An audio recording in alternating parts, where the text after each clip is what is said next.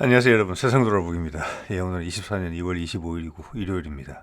자, 정치 논평 꼭지로 하나 골랐고요. 우크라이나 전쟁 이야기를 좀 해볼까 합니다. 지난 주말 한 일주일 됐죠 이제. 그 아브디프카가 함락이 되면서 지금 이제 큰 전환점이 하나 생긴 것 같다. 거기에 대한 제 의견을 뭐 말씀을 드리고 있는데, 자, 오늘 뉴욕타임즈 기사를 하나 소개시켜 드릴게요. 아브디프카의 주요 핵심 내용은 아브디프카에서 제목에서 보신 것처럼 우크라이나군 포로가 1,000명 정도 발생을 했다. 우크라이나 쪽에서 당연히 부인을 했어요. 그래서 이것을 뉴욕타임즈는 뭐 특히 이 우크라이나 사안에 있어서는 미국 정부의 입과 같은 역할을 해오고 있어요. 언론이라기보다는. 거기서 왜 이런 선택을 했을까? 그리고 이런 정보를 이렇게 공개하는 과정도 기사의 어떤 형성 방향도 조금 어색하고, 내리는 결론도 이건 어떻게 보면은 상당히 기획 기사 같은 그런 느낌이 나요. 상당히 긴 기사예요. 자, 이것이 말하고자 하는 바가 뭐냐? 자, 뉴욕타임스는 사실은 바이든의 입이었거든요. 이 건에 있어서. 근데 거기서 약간 어떤 변화가 감지된다. 자, 제가 그렇게 생각한 이유에 대한 이제 근거를 몇 가지 말씀드려보고, 여러분도, 여러분 스스로 또 판단의 근거로 삼으시기 바랍니다. 한번 자료 정도도 되겠죠? 예, 예. 자, 이게 이제 2월 24일 기사니까 한 이틀 된 거예요. 자, 이거 뭐 국내에 거의 소개가 안 되지 않았을까 싶습니다. 예. 정작 미국 그 본토에서는 이런 이제 부정적인 기사가 지금 전면적으로 대두하고 있는데, 아브디프카에서 지금 큰 사실은 전기라고 저는 계속 말씀을 드리고 있거든요. 자, 러시아가 전력이 약해서 교착 상태에 있었던 게 아니거든요. 뭐 그런 말씀 몇 번 드렸으니까 더 이상 설명은 달지 않겠습니다. 근데 이번에 공세를 취했다는 것은, 중요한 거점을 점령했다는 것은 판단이 섰다는 거예요, 푸틴이. 예. 자, 전 세계 대중이, 특히 서방권의 대중은 이 교착 상태에 있구나. 조금만 더 도와주면 우크라이나가 이길 수도 있겠다. 이런 이제 희망 고문을 하면서 자기들 살림살이가 피폐해짐에도 불구하고 세금을 갖다 내서 끌고 가는 그런 형국이잖아요. 지금 이게 미국이 어떻게 보면 나토를 볼모로 삼아서 나토 전체의 고혈을 빨아서 지금 하고 있는 그런 상황이기 때문에 이것을 깨야 되겠다라는 푸틴의 생각이 있었던 것이고, 이건 위험 부담이 있는 거예요. 왜 상대방이 왜냐하면은 바이든이 어떤 저기 표현을 쓰고 있느냐면은, 선거를 맞이해서 우크라이나가 넘어가면은 유럽의 다른 국가들도 침공한다. 그런 어떤 레토릭이라고 하나요? 프로파간다가 힘을 받을 수 있기 때문에 쉬운 선택이 아니었을 텐데, 푸틴이 어떤 판단이 섰다는 거죠. 지금 이렇게 해야 된다. 그리고 결판을 내야 된다. 자, 그것은 당연히 바이든의 선거와 상관이 있다고 봅니다. 예, 이제 11월 달이니까 이제 얼마 안 남았죠. 예. 그래서 거기에 바이든을 압박할 수 있다. 그 압박이 실패하더라도 난 손해볼 게 없다. 자, 그 과정에서 우리가 그냥 물러서고 힘이 안 돼서 겨우겨우 버텨내고 있다는 거, 이게 아님을 보여주겠다. 러시아가 가진 힘을 이번엔 제대로 한번 보여주겠다. 예. 우리가 너희들을 먹으려고 했으면 진작에 먹었다, 우크라이나 정도는. 자, 한번 보겠습니다. 그 와중에 아브디프카가 점령이 되고 뉴욕타임스에 이런 기사가 났어요. 자, 제목은 뭐 한 1,000여 명 정도가 포로가 됐다, 이런 내용이에요. 자, 여기 보면 이제 항상 부제목들이 어떻게 보면은 작은 제목들이 더 유용할 때가 있어요. 보면은 뭐라고 했느냐면은, 아브디프카가 함락된 것은 우리가 처음에 생각했던 것보다 사실 엄청나게 더 큰 의미가 있는 것 같다. 그러면서 그 더 큰 의미가 있는 것으로 판단되는 근거가 뭐라고 이야기하느냐면은, 우크라이나군의 사기가 너무 떨어졌다. 포로가 많이 발생을 해서. 그리고 지금 젤렌스키는 50만 명의 병사를 더 징집을 하려고 하는데, 그것도 잘 안 된다. 내부 정치적인 문제로. 자, 이게 여러분 결론이 뭡니까? 병력이 없다는 이야기를 하는 거죠, 지금. 병력이 없고 새로 병력을 50만 명이나 더 끌어들여야 되는데, 그것은 인적 자원이 지금 바닥이 낮다는 것을 의미하고, 그게 수월치 않다는 이야기를 동시에 하면서 있는 병사들마저 사기가 떨어졌다. 자, 이런 군대는 싸울 수 없는 군대죠. 이런 군대는 이길 수 없는 군대죠. 아브디프카의 함락으로 이게 더 도드라졌다. 이게 더 강화됐다. 이것을 바이든의 입이 뉴욕타임스가 이렇게 이야기를 하는 이유가 뭡니까? 예, 여러분 생각해 보십시오. 제 생각에는 지금 계류 중인 법안이 통과되더라도 우크라이나를 살리기는 힘들겠다. 그게 아브디프카 함락의 큰 예상보다 큰 타격이다. 저는 이렇게 설명한다고 봅니다. 그를 긴 기사를 이 좌로 갔다 우로 갔다 왔다 갔다 쓰는데 결과적으로는 그런 결론이 내려집니다. 링크 뭐 요거 제목 넣으시면 검색하실 수 있습니다. 네, 이거는 뭐 이렇게 다른 뭐 로그인이나 멤버십 없이 바로 다 전문을 다 볼 수 있게 오픈되어 있어요. 이 기사는. 네. 자, 그래서 제가 이거 딱 보면서 가장 처음 의심이 들었던 문단이 이 문단이에요. 이 내용이 뭐라고 되어 있냐면은 지금 우크라이나군의 아브디프카 상황에 대해서 잘 아는 두 명의 병사입니다. 장교도 아니고 병사가 지금 실종되거나 포로로 잡힌 사람이 850에서 1000명이다. 우크라이나군이 이렇게 이야기를 했다는 거예요. 그죠? 자, 그러면 또 다른 두 명의 병사는 다른 이야기도 할 수 있고 그렇잖아요, 사실은. 네. 그런데 여기서 점프를 강하게 해요. 이 기사가 보면은. 그러면서 갑자기 어디로 넘어가느냐. 서방의 관계자들은 이것이 거의 사실과 가깝다. 아주 정확한 것으로 보인다고 확인해줬다. 이렇게 돼 있어요. 자, 이야기를 전개하는 것이 좀 점프가 심하죠. 예. 어떻게 두 명의 병사의 이야기를 서방 관계자가 확인해 줬다는 것만으로 이렇게 장문의 기사를 쓸 수 있으며 그것 때문에 아브디프카가 생각보다 훨씬 큰 타격이었다. 그래서 우크라이나가 이 전쟁을 아무리 돈을 갖다 밀어줘도 사람이 없다. 병사가 없고 징집이 안 돼서 거기다가 사기까지 곤두박질 쳐 있다. 사기가 떨어진 가장 큰 이유는 젤렌스키하고 상관이 있다. 정치를 잘 못했고 사령관하고 불화가 있어서 사령관을 잘랐기 때문이다. 결국은 그렇게 몰아가는 거예요. 그래서 우리는 안 도와줄 수도 있까 발을 빼려는 근거를 마련한 듯한 이런 억지가 좀 보이거든요. 이 부분이 가장 억지스러운 부분이에요. 두 명의 우크라이나 병사에서 서방 관계자가 확인을 해줬다. 그런 식으로 확인을 해주면은 세상에 확인하지 못할 게 아무것도 없을 것 같습니다만, 그죠? 자, 그리고 이걸 사실이라고 할게요. 이게 거짓말은 아니라고 봅니다. 근데 이게 말해주는 데이터가, 이 자료가 말해주는 게 상당히 의미가 커요. 이게 얼마 전에 제가 소개해드린 월스트리트저널에서 보도한 거예요. 아브디프카 점령 바로 이후에 서방 언론이 이게 접수를 어떻게 해야 될지 정신이 없을 때, 그때 우크라이나군의 주장을 그대로 실어줬어요. 이걸 점령하는 과정에서 러시아군이 약 5만 명이 사망했다. 4만 7천 명이. 예.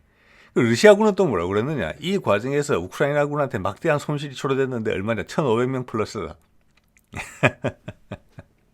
근데 지금 일주일 지나고 나니까 뉴욕타임스에서는 또 1,000명이 또 포로로 잡혔대요. 그죠? 그럼 사망자 1,000명, 1,500명, 포로 1,000명, 2,500명의 손실이 발생했고 도망간 사람도 많을 거잖아요. 자, 그래서 이건 기본적으로는 말이 안 된다. 자, 그리고 이 상황을 보면 기사 내용하고 접목을 시켜서 보면은 상당히 강력한 공격을 가했다. 그래서 우크라이나군이 예상치 못한 강력한 공세가 전개가 됐다. 예. 자, 푸틴이 마음먹었다는 거예요. 평소에 있는 교전 정도가 아니, 교착 상태의 교전이 아니었다. 제가 언뜻 기억을 해보자면은 그때 쇼이구가 푸틴한테 보고하는 장면이 잡힌 게 있었어요. 돌아다니는 게 있었어요. 하루에 400에서 600차례에 걸쳐서 폭격을 가했다. 그것도 정밀 폭격을 이렇게 이야기를 해요. 네. 자, 그래서 푸틴이 힘을 보여주기로 마음을 먹은 것이죠. 그리고 또 어떤 보도들이 있었느냐. 후퇴하는 놈들은 내가 다 감방에 넣겠어. 이라는 젤렌스키 협박이 있었어요. 지휘관들에 대한. 그러다가 결국은 젤렌스키가 인정을 했죠. 그때 젤렌스키가 무슨 평화회의인가 뭐 거기 참석차에 나라를 비웠을 때예요. 자, 모든 나라들이 이제 러시아를 비난하고 있을 때 푸틴은 이 공격을 감행했던 거예요. 그래서 멀리서 절대 후퇴하지 마 이렇게 이야기를 했다는 거예요. 제가 봤을 때는 젤렌스키가. 그러다 나중에 인정을 했어요. 자, 그 과정에서 혼선이 있었다. 그래서 뉴욕타임스가 왜 이런 많은 포로가 발생했느냐. 그 이유는 자기들이 분석하기로는 후퇴 결정이 너무 느렸다. 그리고 서로 간에 통신이 안 돼 있었다. 그래서 막 상대방의 포탄이 떨어지는 과정에 후퇴를 하게 됐다. 그래서 많은 피해자가 났고 포로도 많이 생겼다. 즉 그것은 내부에 내분이 있었다. 제가 말씀드린 절대 후퇴하지 마. 그런데 현장에서는 이거 장난 아닙니다. 예, 아니면 다 죽습니다. 그러다가 결정이 결국은 늦게 내려져서 허겁지겁 후퇴하다가 그냥 박살이 났다. 자, 그런 과정에서 여기서 러시아, 여기 물론 뉴욕 타임즈에도 그런 우크라이나 군의 말은 또 인용을 해요. 러시아도 엄청난 피해가 났다라고. 포로는 6명 잡혔다고 이야기했어요. 자, 그 우크라이나 군의 의견은 존중해주지 않고 1000명이라고 말을 하면서 러시아군에 막대한 피해가 났다는 것은 또 부각시켜서 이야기를 해요. 예. 자, 그런 거고 제가 봤을 때는 예상치 못한 강력한 공격이 있었기 때문에 우크라이나군이 거의 이제 분쇄가 됐다고 보고 러시아군의 피해는 거의 없었을 것이라고 저는 봅니다. 예상 밖의 공격을 당한 것으로 보이거든요, 지금. 그래서 전선이 우왕좌왕하다가 휩쓸려 나갔다 이렇게 볼 수 있는 거죠. 그리고 여기서 미국 관계자들이 서방의 관계자들이 뭐 다 미국 관계자죠. 아브디프카가 전략적 중요성이 떨어진다. 그래서 이런 게 별로 의미가 없다. 그런데 잃고 나서 보니 사기가 떨어지고 이런 문제가 생겼어. 그게 더 큰 문제였네. 이런 식으로 이야기를 끌고 간단 말이에요. 그것도 뭐 문제는 문제예요. 근데 그 예전부터 있었던 문제예요. 꼭 아브디프카 때문에 나온 문제가 아니고 그래서 이게 거의 뭐라고 할까 교묘히 어떤 목적성을 가지고 짜집기 된 기사다라고 제가 이제 보는 거예요. 그런 것들은 이미 관측된 지가 뭐 오래됐어요. 작년부터 똑같아요. 징병 안 돼서 노인들이 현장에 최전선에 나타나고 하는 부분들은 그리고 도망가고 예. 그런데 지금 뭐 확인되지 않은 정보지만 아브디프카가 전략적으로 중요한 곳이었다라는 흔적들이 이제 나타나요. 특히 러시아 쪽에서 마지막까지 저항선으로 보고 집중 공격을 가했던 곳이 그 화학제품 공장하고 코카콜라 공장이에요. 콜라 공장. 거기는 거의 요새화됐던 것으로 보이고 그런 의견들이 지금 있습니다. 그곳에서는 우크라이나가 엄청나게 공을 들여서 요새화한 곳이다. 자, 그거는 어떻게 보면 그 옆에 돈네츠크의 포탄 사거리, 포 사격거리 사거리 안에 있을 정도로 가까운 곳이에요. 그래서 여차하면 돈네츠크에 있는 민간인들한테 포격을 날릴 수 있는 곳이 지금도 가끔 날려요. 자, 그래서 거기를 요새화했다고 지금 봐지는 거예요. 그래서 러시아가 거기를 공격한 거예요. 다른 데보다도 골라서. 그러면 그게 전략적으로 중요하다는 곳이고 여기를 끊으면은 저기 크게 무뎌질 수 있는 지금 뉴욕 타임즈가 자기들의 단어로서 표현하듯이 야 이거 지겠다 이런 거잖아요. 그런 느낌을 줄 수 있는 곳이라는 거예요. 그럼 전략적으로도 요충지라고 봐야 되는 거예요. 예. 그래서 그런 확인되지 않은 간접적인 설명들이 저는 더 맞다고 보는 거예요. 그리고 러시아군이 들인 공을 봤을 때. 그래서 이 신문 기사가 뭐라고 그러냐면은 우크라이나군 사기 저하된 이유 제가 좀 전에 말씀드렸지만 정리를 해보면은 작년에 일단 반격을 실패했기 때문에 그 전부터 사기가 떨어져 있었죠. 작년에 반격 실패한 것도 타이밍을 잘 못 골라준 것이죠. 예, 원래 봄에 하려고 했었는데 미국이 여름에 하게 했죠. 예. 그 다음에 최근에 이제 사령관 교체라는 부분이 있었다. 그리고 병력 충원이 어렵다. 자, 이것은 아브디프카 때문에 갑자기 부각된 건 저는 아니다라고 봅니다. 그거는 뉴욕 타임스가 갑자기 부각시켰을 뿐이에요. 여태까지 수면 밑에 항상 존재해왔던 가장 중요한 상황을 이제 좀 드러내 보여주는 거죠. 현실에 좀 가깝게. 왜 현실을 직시하게 됐을까? 조금이라도. 앞으로도 더 직시할 가능성이 높아 보인단 말이에요. 자, 이것은 뉴욕 타임스가 즉 바이든의 입이 미국이 거기서 발을 빼야 된다라는 것을 암시하는 메시지로 읽힐 수 있다고 저는 봅니다. 예. 그래서 아브디프카를 이런 것은 생각보다 큰 타격, 그런 면에서 사기가 떨어졌고 병력 충원이 더 이상 안 된다. 즉 전쟁 수행 능력이 떨어졌다. 미국이 돈을 갖다 줘도 안 된다. 이제는 소위 그 상징성을 부여받은 155mm 탄을 갖다 줘도 이제는 이길 수가 없다. 사기가 떨어져서 병력이 없고 여자들밖에 없다. 이런 이야기를 하는 거예요 지금. 자, 제가 뉴욕타임스 기사 이거 하나만 보고 이렇게까지 생각을 발전시키기는 좀 어려웠을 겁니다. 그런데 우리 옆나라 이웃에서 우크라이나에 대한 부정적인 기사가 하루에도 2-3개씩 떴어요. 그래서 이게 약간 유럽 쪽에서 뜨지 않았을까 이런 생각이 듭니다. 이게 손발이 맞춰져 있구나. 예. 자, 감히 일본의 언론이, 감히 우리의 언론이 우크라이나 전황에 대해서 미국의 불리한 내용들, 우크라이나의 불리한 내용들을 적나라하게 이야기할 수 있겠습니까? 아니거든요. 근데 만약 그렇게 하는 모습을 보였다는 것은 갑자기 언론의 정도를 찾아서 용기 백배해서 그렇게 했겠습니까? 그것 또한 아니겠죠. 미국에서 그렇게 하자고 했으니까 하는 거예요. 자, 이게 일본 방송인데 이런 내용이에요. 이게 어디냐면 일본은 여기 보니까 이제 특파원이 가 있어요. 여기가 우크라이나 남쪽 몰도바하고 경계선이에요. 국경 경계선인데 지금 경비가 삼엄하죠. 자, 이 취재를 간 내용이 상당히 충격적이에요. 일본 방송으로는 징병 도피 문제를 취재하러 갔어요. 누가 징병 도피를 하느냐?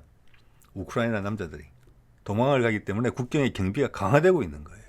이거 초창기에 우크라이나 군이 약간 성기를 잡은 것처럼 비춰졌을 때 러시아의 푸틴을 흔들기 위해서 서방 언론에서 엄청나게 다룬 적이 있었죠. 러시아 남자들이 징집을 피해서 도망간다는 거. 우리한테도 보도 많이 됐을 겁니다. 네.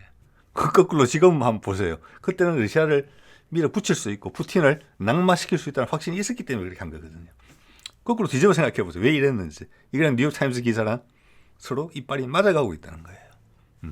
자, 그러면서 이거는 이제 지금 보니까 18세에서 60세 남성은 원칙적으로 출국 금지되고 있어요. 예, 60세 남성까지 군에 갈 수 있는 상황이라는 거예요. 그만큼 병력 자원이 지금 부족하다는 거예요. 아까 말씀드린 것처럼. 자, 이건 사람들이 국경 근처에서 도망을 가는 장면인데 왼쪽에 보면 이렇게 밭을 갈아놓은 것처럼 땅에 좀 이렇게 수풀이 아니죠? 예, 땅이 노출돼 있죠. 이거는 보니까 이것도 국경선이 넓고 이게 병력을 뭐 10m마다 세워서 감시할 수 없으니까 이 국경선 바닥을 갖다가 이렇게 곱게 만들어놨더라고요. 그래서 사람이 지나가면 발자국이 보이게. 그건 이게 나오는 우크라이나 경비병이 설명하는 내용입니다. 그래서 발자국이 발견되면 30분 안에 잡을 수 있다고. 그렇게 잡는 거예요. 뭐 이런 모습들이 많이 있고 불법 탈출이 잇따르고 있다. 군대 못 가겠다. 가면 죽는 거다. 예. 그래서 러시아 측에서는 뭐 70세까지 잡힌다. 노모가 있고 뭐 자식이 뭐 다섯 딸린 50대 아저씨도 투항을 하고 있다. 이런 이야기가 나오는 거예요. 그런 이야기 나온 지는 오래됐어요. 지금 우리가 보도를 안 해서 그렇지. 예. 자, 그런 게 다 이야기해 주는 거잖아요. 지금 60세까지 도망을 간다는 거잖아요. 지금. 그렇죠. 예. 그래서 여자들 징집을 많이 해야 된다 이런 이야기가 흘러나온 적도 여러 번 있었어요. 예.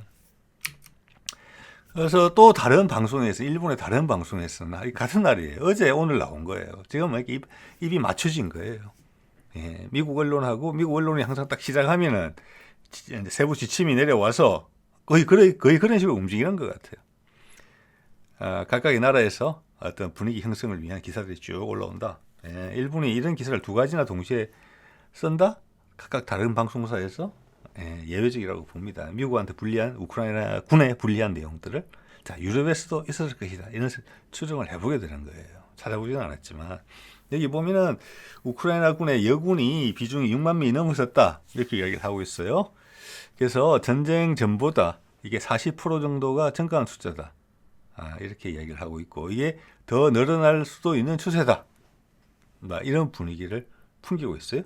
그래서 뭐 군복이 남성 위주로 디자인이 되다 보니까 여자한테 맞는 옷이 없어서 그것도 좀 뭐 디자인을 새로 해야 되고 뭐 이런 이야기까지 나오고 있어요. 자, 이게 뉴욕타임스 기사랑 너무나 잘 맞죠. 그 중에 한 부분 병력 자원 감소라는 부분에 대해서 세심하고 구체적으로 부연 설명해주는 그런 기사가 됐죠. 자, 여기까지 이제 정리를 하고 보니까 그 중요성이 다시 생각되는 그런 기사가 하나 있어서 여러분한테 소개를 잠깐 드릴게요. 자, 이겁니다. 이게 4일 전에 나온 거니까 아브디프카 함락 이후에 한 하루 이틀 정도 있다가 나온 내용이에요. 이 내용이 뭐냐? 여러분 조지아라고 아시죠? 조지아. 저기 흑해 동안에서 산악지대를 통해서 러시아와 국경을 접하고 있는 나라예요. 예, 옆에는 아제르바이잔이고 뭐 금성 이란이고 이런 데죠. 예, 이런 데인데 거기에 대해서 이 기사 내용을 보면은 젤렌스키가 조지아한테 조지아하고 러시아는 여러 가지 스토리가 많이 있습니다. 예, 뭐 그 정도 말씀드리고요. 거기에 대해서 조지아가 러시아를 좀 공격해서 제2전선을 좀 만들어 달라. 그래서 집중력을 좀 분산시켜 달라. 이거는 아브디프카에 의한 타기, 아브디프카 함락, 그러니까 그 이후에 그에 잇따른 어떤 추가 진군 이런 부분에서 지금 압박을 많이 받았다는 의미인데, 자 그걸 거절했다는 이야기예요, 조지아가. 자 그럼 여러분 생각해 보십시오. 우크라이나가 저런 상황에서 자기 힘도 하나도 없이 자기 재정, 군비뿐만 아니라 우크라이나라는 나라를 돌리는 거, 1년 예산 전체를 거의 미국한테 지원을 받고 있는 상황이에요. 그들의 월급도 그걸로 받는 거예요. 예, 거의 우크라이나 나라가 미국에 어떻게 보면 용병화돼 있어요 지금. 예. 자, 뭐 그렇기 때문에 그런 나라가 수장이 젤렌스키는 아무 힘이 없죠. 조지아한테 이런 것을 요구할 수 있는 계제는 아니다라는 거고, 지금 조지아가 여기서 등장한 이유는 뭐냐면은, 자, 이 러시아의 우크라이나 침공이 발생한 가장 큰 이유는 우크라이나의 나토 가입 가능성이 했잖아요.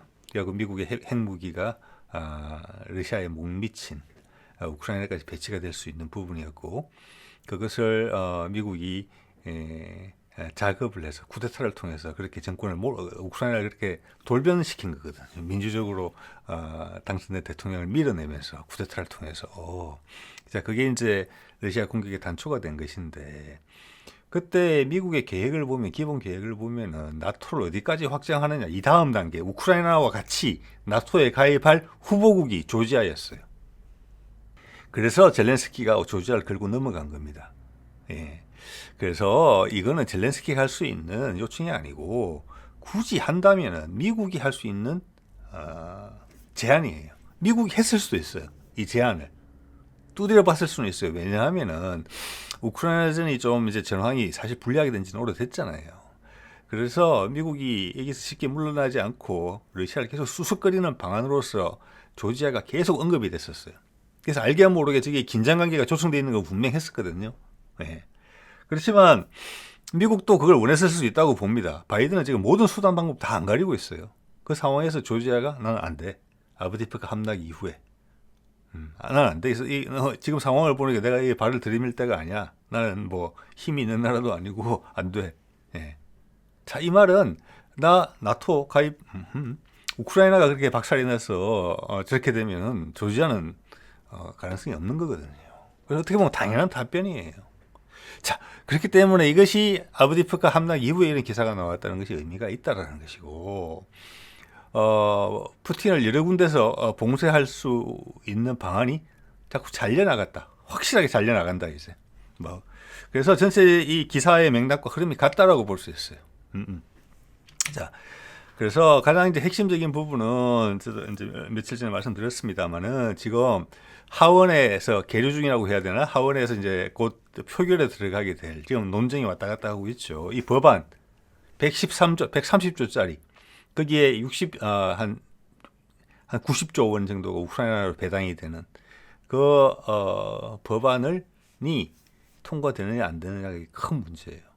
그래서 제가 이미 말씀드렸습니다만은 푸틴이 여기서 내가 아브디프카에서 공세를 취하고 강공책을 밀어붙이면은 지금 미국의 상황이 하원은 공화당이 다수당이란 말이에요. 그리고 트럼프가 우크라이나 추가 지원을 지금 반대하고 있는 입장이에요.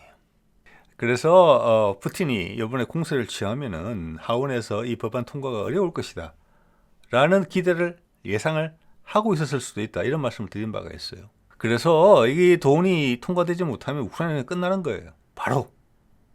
아까도 지금도 지금 많이 어려워져서 우는 소리를 하는 것이 그 사람들 월급, 그 사람들 학교를 돌리는 거, 뭐 왜냐, 재정을 미국 지원에 기대고 있기 때문에. 그러니까 어쨌거나 뭐 전쟁이 어떤 방향으로 마치든지 간에 미국이 지금 빠져나오면 우크라이나는 끝나는 거예요. EU에서 엄청난 힘을 도와주지 않은 다음에는. 근데 EU도 지금 어려워져 있잖아요. 또 재밌는 것이 이 법안을 보면은 법안 하나에다가 우크라이나 건하고 이스라엘 건이 같이 묶여져 있어요. 이게 또 묘해요. 즉 공화당이 우크라이나는 더 이상 안 된다 해서 이 법안을 이제 부결시켜 버리면은 이스라엘에 대해서 추가로 지원해 주는 돈도 없어지게 돼요. 자, 말씀드린 것처럼 일단 푸틴은 이번 공세를 통해서 미국으로 하여금 손을 떼게 만들고 싶은 그럴 가능성이 높아질 거다. 즉 이 법안이 통과하지 못하게. 자, 그런 신호가 약간 보이잖아요. 오늘 일본의 방송의 보도, 그리고 그 일본 방송이 뉴욕 타임스의 보도랑 맥이 다 일치한다. 그리고 마지막에 소개드린 조지아와의 입장과도 말이 맞는다. 자, 그리고 이 뉴욕 타임즈는 말씀드린 대로 조 바이든의 입이거든요. 예. 그래서 일단 그쪽으로 기운다. 예. 이거는 일단은 푸틴의 예상대로 흘러가고 있다. 그래서 겉으로는 바이든이 강력하게 이걸 주장하고 이걸 통과 안 시켜줘서 우리 아브디프카가 이제 함락됐다 이런 이야기를 하고 있는 거잖아요. 그렇지만 뒤로는 다른 작업을 하고 있다. 이렇게 현재는 분석이 돼요, 조금. 예. 그리고 요 법안 이야기를 하나 더 해보면은 그게 상원에서는 한 일주일 전인가 통과됐거든요. 근데 이거는 결국에는 법안으로 실행이 되려면 하원에서 성패가 갈려야 돼요. 좀 하원으로 좀 내려와 있다는 이야기죠. 여기에서 양쪽이 다 압박을 넣고 있는데 지금 하원 의장은 당연히 공화당의 출신입니다. 존슨이라고. 예. 그리고 이 기사에서 언급하고 있지만 트럼프는 우크라이나 추가 지원 반대예요. 그리고 내가 대통령 되면은 우크라이나는 금방 끝난다. 나한테 당선만 시켜줘라. 그러면 내가 공식적으로 취임하기 전에 이미 끝낼게. 내가 푸틴하고談판을 할게. 이러면서 지금 바이든을 밀어붙이고 있는 거거든요. 그러면 바이든은 진짜 최악의 대통령이 될 수 있어요. 잘못하면. 여기서 선거까지 지면은 선거에 지면 최악의 대통령이 되는 거예요. 저렇게 가볍게 해결될 문제. 어차피 지금 돈은 뭐 성패는 끝난 거잖아요. 거기다가 미국 세금하고 빌린 돈만 갖다 이제 부어넣고 있는 상황이기 때문에 큰일 난 것이죠. 또 하나는 제가 뭐 종종 말씀드립니다만 북한과의 문제도 마찬가지예요.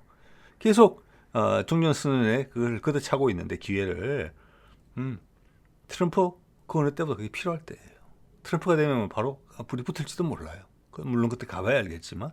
그래서 푸틴이 뭐 김정은한테 차를 선물을 주고 북한에 방문한다 하는 것은 그 기회를 바이든한테 계속 환기시키고 있는 거예요. 그러면 우크라이나전을 너희 부끄럼 없이 체면을 손상시키지 않게 어떻게 더 큰 긍정적인 이벤트를 만든 다음에 그것을 그 그림자 속에서 묻혀서 석 해결하자. 자, 그래서 이런 거죠. 바이든 냉정을 자꾸 생각해봐라. 예. 우크라이나전도 트럼프랑 하면 트럼프가 쉽게 해결될 수 있을 것이다. 왜? 전 대통령을 비난하면서 끝내면 되니까 훨씬 쉬워요. 정광석화처럼 할 수 있어요, 진짜. 예. 그리고 북한 문제, 중국을 고립시키는 문제에 있어서도 북한과 미국이 종전선언을 하면 된다. 외교관계 성립하면 된다. 러시아는 거기서 큰 혜택을 보면서 표준 관리할 것이다. 왜? 중국과도 관계를 그대로 유지시킬 거니까. 그렇지만 큰 비중이 그쪽으로 옮겨가게 된다. 많은 미국의 자본이 그리 올라타게 된다. 예. 중국에 있는 많은 것, 중국이 맡았던 많은 역할들이 북한으로 빨려간다. 경제적인 부분에 있어서. 세계의 공장이라는 측면에 있어서. 그걸 트럼프가 놓치겠느냐. 지난번에도 그렇게 하고 싶었는데 주변에 강성 분자들 때문에 못했는데 마지막 순간에 바이든은 매년 기회가 있었지만 다 걷어찼다. 트럼프가 이번에 또 놓치겠느냐. 미국의 상황은 더 안 좋아졌는데 그것을 바이든한테 환기시키고 있는 거예요. 자, 그래서 바이든이 이대로 이행을 한다면 지금 뉴욕타임즈가 그런 기색을 조금 더 보여줬다고 생각을 해요. 오늘 기사들이. 그러면 여름도 안 되고 가을은 너무 늦고 봄에 해야 된다. 그래서 이걸 아마 지금 동시다발로 진행을 시키고 있다 이런 인상을 강하게 받게 됩니다. 다시 한번. 예. 뭐 예전에도 그랬어요. 이 옵션, 저 옵션 다 살려놓고 있다가 결국은 이걸 선택을 안 했던 것이죠.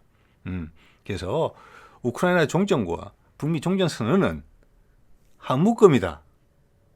그게 러시아랑 화해하는 방법이고 중국을 고립시키는 방법이다. 그거를 푸틴이 많은 일을 했다. 우크라이나에서 미국을 제압했고 그 탈출구까지 거기서 내가 이겼다고 떵떵거리는 게 아니라 그 탈출구까지 바이든한테 친절하게 설명해주고 있다. 북한의 각별한 관심을 보이면서까지 그리고 그렇게 하면서까지 미국 너희가 스포트라이트를 받아라. 나는 그늘 속에 계속 있을게. 독재자로 계속 욕먹으면서 이런 포지션을 취해주는 거거든요. 이걸 안 받으면은 바이든은 정말 실패한 대통령으로 남을 겁니다. 왜? 그 성과물을 전부 다 바로 트럼프가 따먹을 거니까요. 그걸 알려주는 거예요. 자, 오늘 이 정도 하겠습니다. 네.